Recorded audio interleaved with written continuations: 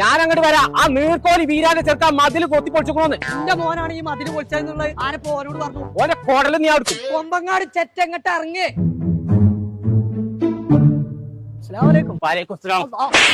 മകനെ വിട്ടുകൊണ്ട് മതില് കുത്തി പൊളിച്ചോ പോരാ. കൊമ്പങ്കാട് ചേറ്റയാണ് നീ ചാവുന്നത്. ആ സൈനന്റെ പെരന്റെ മതില് ഇതേപോലെയാണ് പൊളിഞ്ഞിക്കണല്ലോ. അതിന്റെ മോൻ പൊളിച്ച നീർക്കോലി വീരാനെ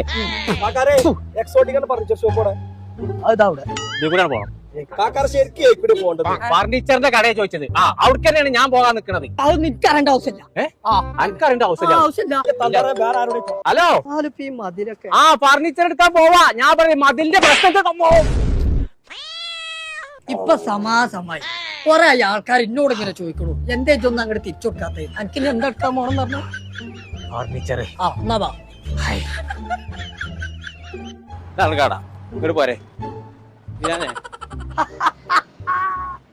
എന്തത്തെ പരിപാടി ചങ്കള ഞങ്ങൾ ഇപ്പൊ ഉള്ളത് എക്സോട്ടിക് എന്ന് പറഞ്ഞ ഒരു ഫർണിച്ചറിന്റെ ഷോപ്പിലാട്ടോ. പ്രീമിയം ക്വാളിറ്റി ഫർണിച്ചറുകൾ എവിടെ ഞങ്ങൾ വിലക്കുറവ് അന്വേഷിച്ചുകൊണ്ട് നടക്കല്ലേ. നഞ്ഞ് അന്വേഷിച്ചുകൊണ്ട് നടക്കണ്ട. ഇതാണ് ആ ഷോപ്പ്. കുറക്കാനില്ലാത്ത വിലക്കുറവിൽ അവർ കൊടുക്കും. അപ്പൊ നമ്മളെ ഷോപ്പ് എവിടെയെന്ന് അറിയണ്ടേ? കോട്ടക്കല് താഴെ കോയിച്ചന MSP ക്യാമ്പിന്റെ തൊട്ടടുത്ത്. പേര് മറക്കണ്ട, എക്സോട്ടിക് ഫർണിച്ചർ.